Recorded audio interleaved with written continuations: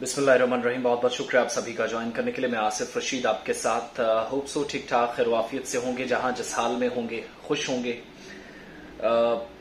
ईद उल फित्र के हवाले से एक अहम ऐलान हुआ है और चूंकि हिंदुस्तान पाकिस्तान बिलखुसूस मरकज के ज़ेर इंतजाम जम्मू कश्मीर और लद्दाख के अंदर आपको याद होगा कि 23 मार्च 2023 को कुछ मुतज़ाद ऐलानात हुए और जो बातें कही गई उनमें विरोधाभास था।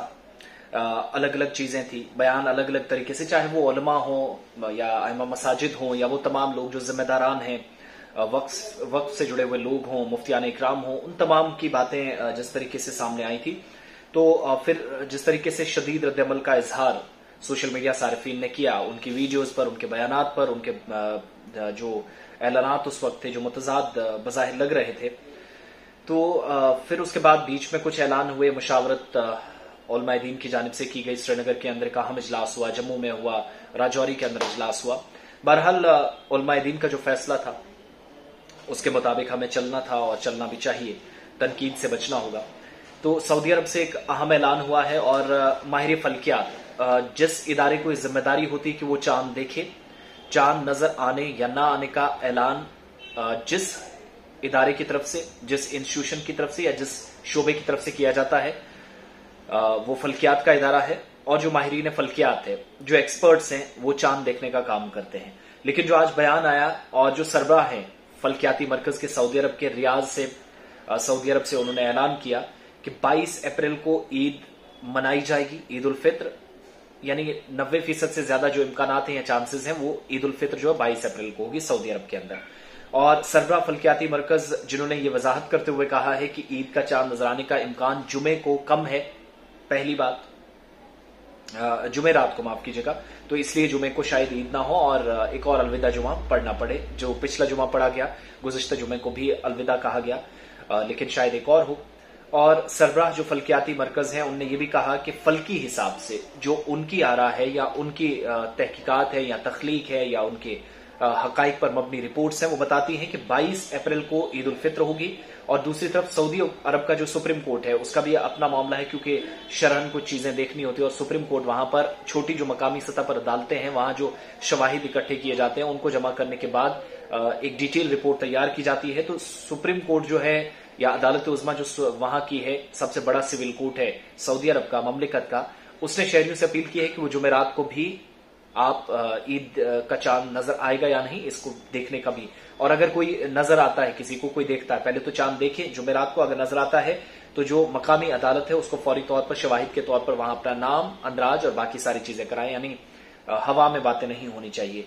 और 22 अप्रैल को उस हिसाब से ईद अगर होगी तो फिर 30 रोजे होंगे, उस हिसाब से होती तो फिर पाकिस्तान के अंदर, ईरान के अंदर, दीगर खलीजी ममालिक के अंदर 30 रोजे होंगे। लेकिन एक सवाल, जम्मू कश्मीर के अंदर ईद उसी हिसाब से होगी या नहीं, ये बड़ी बातें थी, कुछ चीजें पूछी जा रही थी।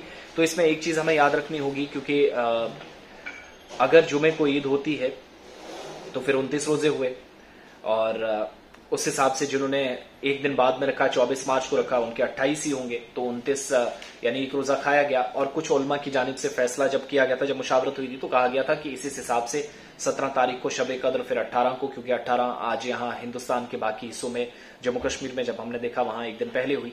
बांग्लादेश और श्रीलंका, इसके अलावा उज्बेकिस्तान में के अंदर और चेचेनिया के अंदर आज जो है वो शब कद्र है। तो लैलतुल कद्र के ऐलानात भी थे, वो भी मुतजाद थे।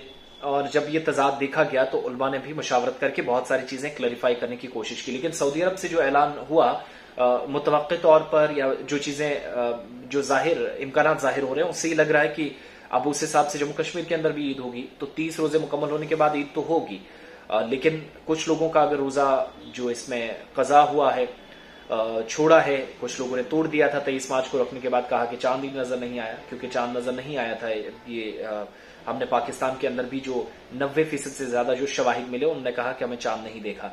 तो वो सारी चीजें, उसका असर जो है सरहद के इस तरफ भी देखा गया। वो सारी चीजें रखते हुए फिर उस हिसाब से 30 तारीख को 30 रोजे जो होंगे वो 22 अप्रैल को जाकर पूरे होंगे, 21 को पूरे होंगे। तो फिर उस हिसाब से 22 को अगर वहां पर ईद होती है सऊदी अरब के, तो बहुत कम देखा गया था कि सऊदी अरब के साथ हिंदुस्तान या बाकी हिस्सों में ईद करें, लेकिन शायद उसी दिन ईद करनी पड़े। और अगर ऐसा होता तो एक रोजा कजा होगा, वो बाद में आपको रखना पड़ेगा।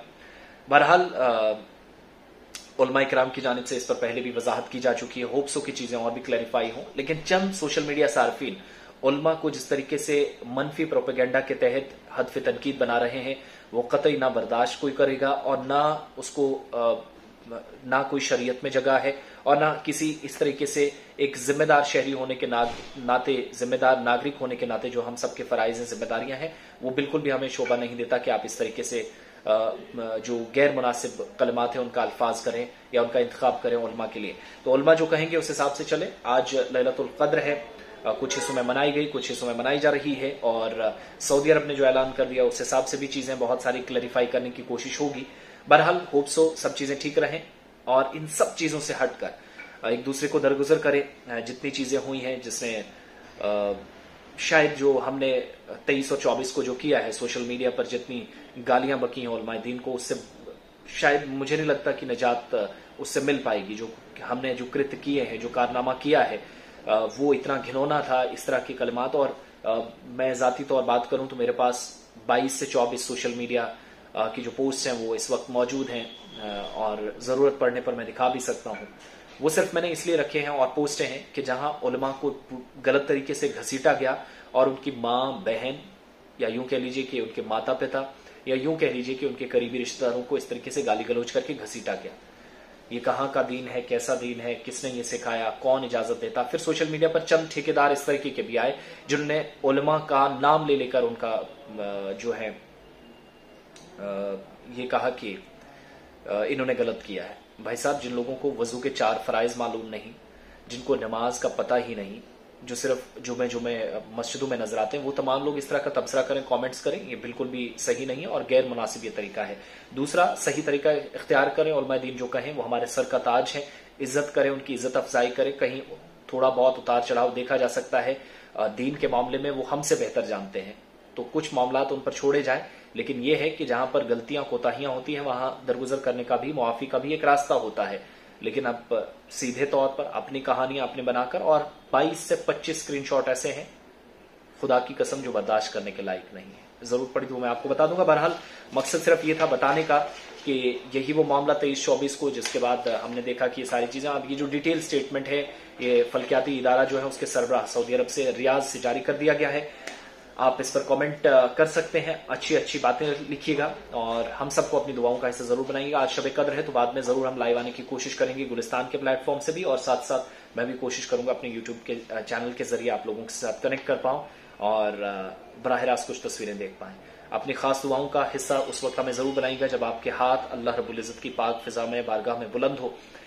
हम सबको ना भूलिएगा, क्योंकि छोटे छोटे लफ्ज, एक एक आमीन, एक एक शब्द शायद हम सबकी मुआफी का बाइस बन जाए। बहुत बहुत शुक्रिया आप सभी का।